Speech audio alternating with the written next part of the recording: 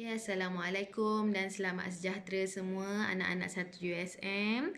Okay, Tanya, bila anda dah buka video ni maksudnya anda dah join kelas matematik. Okay, Tanya, Alhamdulillah dan terima kasih. Okay, so hari ni kita akan sambung pelajaran kita. Kita masih lagi dalam tajuk ungkapan algebra. Okay, tajuk baru. Dan sebelum ni kita buat kelas Telegram video tu, video Telegram kita dah bincangkan tentang ungkapan algebra, bagaimana kamu ungkapkan buat satu ungkapan algebra mewakili suatu situasi. Okey, jadi kita nyatakan kuantiti yang tidak kita ketahui dalam huruf, okey, dalam bentuk huruf. Okey. Baik. Okey, cikgu ulang sedikitlah ya. Mungkin ada yang kawan tak masuk hari tu kan. Okey, jadi yang inilah yang dimaksudkan dengan kita ungkapkan bilangan yang kita tidak ketahui dalam bentuk huruf. Okey, contoh satu beg mengandungi X blok kayu. So dalam tu kita tak tahu ada berapa banyak kayu.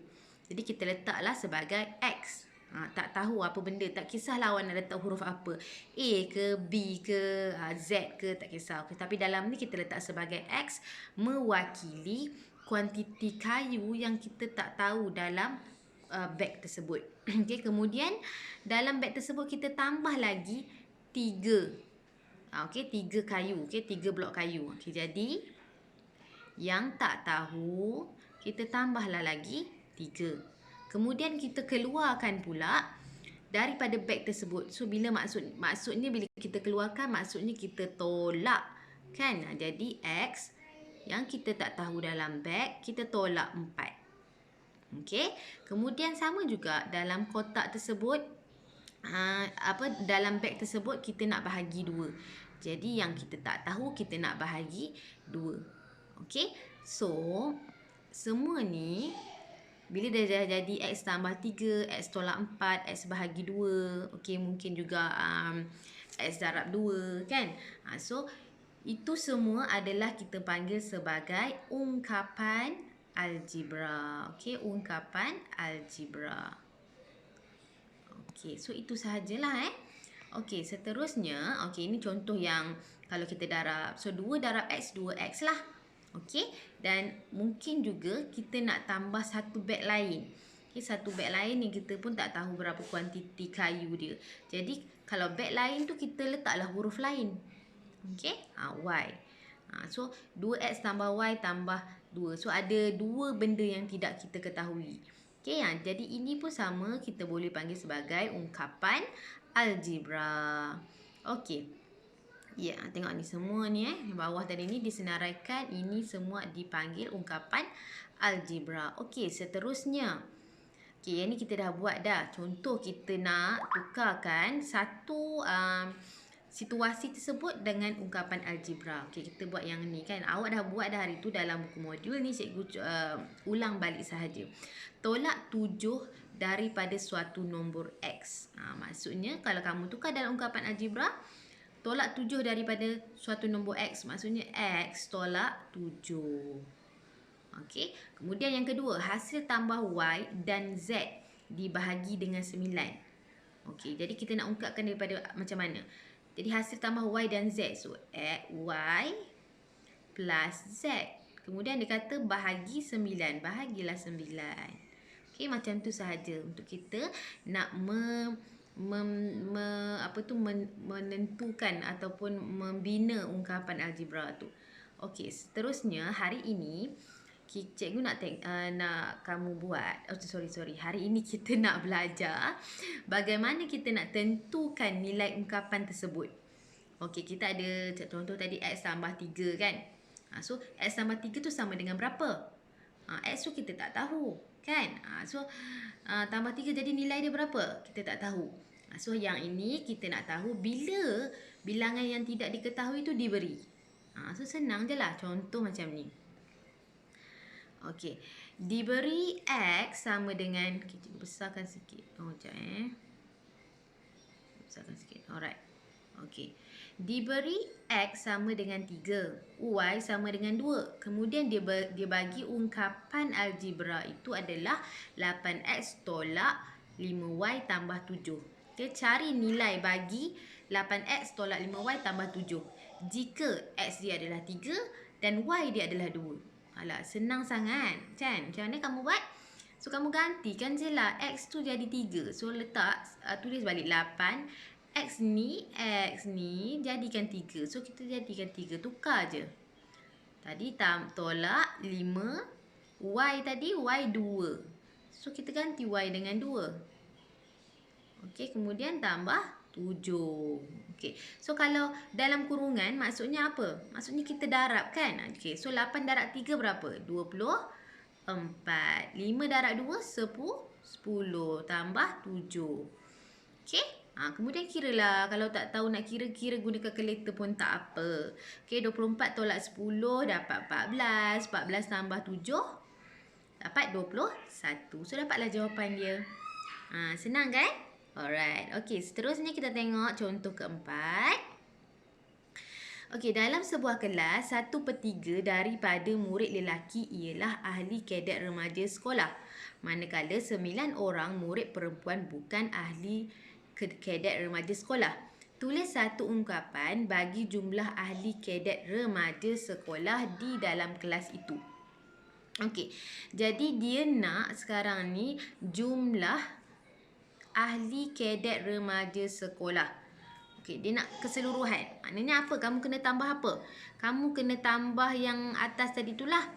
Okey, murid lelaki, 1/3 daripada murid lelaki dengan 9 orang murid perempuan. Tu kamu kena tambah nilai tu baru dapat jumlah ahli kadet remaja. Kan?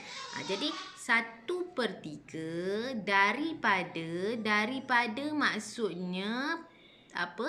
Darab. Okey, darab daripada murid lelaki. So, berapa orang murid lelaki? Tahu ke tidak? Tak tahu kan? Tak tahu. So, bilangan yang kita tak tahu, kita tulis dalam bentuk huruf. Okey, katakan cikgu letak murid lelaki. Lelaki cikgu letak L lah, lelaki. Okey, jadi 1/3 daripada murid lelaki. Ini adalah ahli kadet remaja sekolah. Okey, dah. Kemudian lagi perempuan pula adalah 9 orang murid perempuan. Okey, tambah dengan 9. Okey, kejap. Okey, kemudian bilangan murid perempuan pula. Yang mana yang berapa yang bilangan kadet remaja? Yang dia bagi dekat sini adalah dia kata 9 orang murid bukan ahli kadet remaja sekolah. Yang bukan.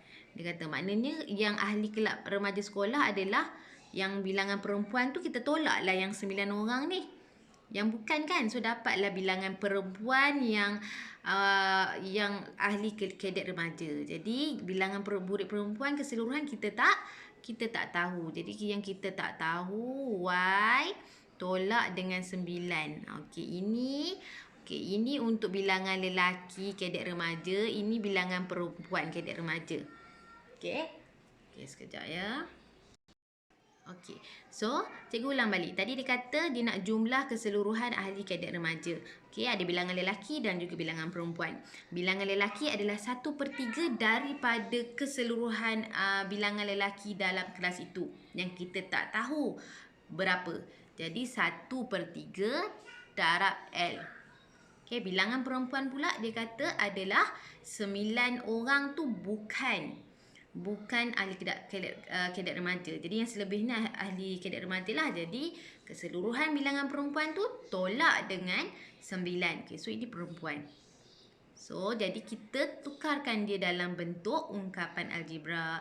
1/3 darab L kita boleh tulis sebagai 1/3 L. Okay. Kemudian tambahlah Y tolak 9. Y tolak 9. Okey. So, inilah dia ungkapan algebra tersebut. Okey. Alright. Kemudian, okey. So, kalau orang bawah dalam contoh ni dia tulis X dengan Y. Sama jugalah ya. Cikgu letak L dengan P kan nak bagi nampak.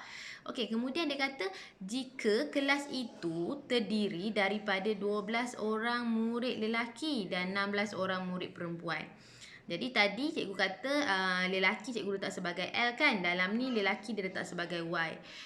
Sebagai X. So kita tahulah tadi daripada yang ini tadi. So kita tahu X itu bilangannya adalah 12. Okey, kita masukkan je 12 dalam X ni. Kemudian 16 orang murid perempuan. Okey. Y itu adalah 16. So masukkan je lah. Okey, so bila dia masuk dia jadi macam ni. Okey, so senang je. Yang ni boleh guna kalkulator dan akhirnya kamu dapat jawapan kan. Senang je yang ini.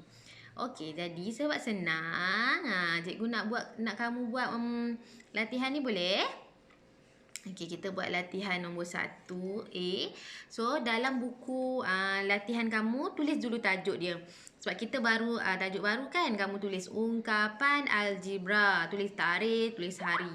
Okey, lepas tu terus tulis latihan diri 5.1C. Okey, salin soalan dan buat. Okey, contoh yang ini.